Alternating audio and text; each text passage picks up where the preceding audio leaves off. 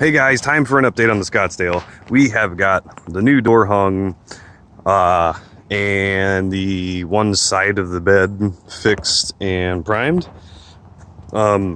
This corner right here actually used to be a piece of an RX-7 fender, and it made it out perfectly.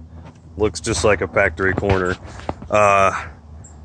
The bed, we haven't got anything else done with the bed. Somebody just gave me a free bed, so we're probably going to take the floor sections we need out of it and the pieces off this side to make life easier.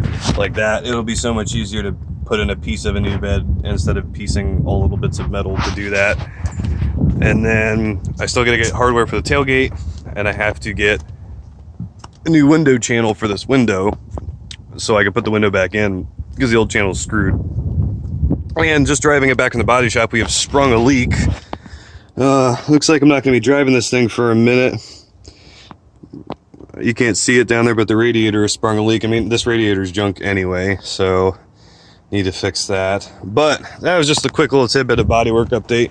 We just have this one side of the truck coming along pretty good. So thanks guys for watching. Make sure you stay in tune. There's a lot more to come on this truck. There's more to come on the RX-7, more to come on everything that I work on. So make sure you like, share, subscribe, tell your friends. Don't tell your friends, doesn't matter.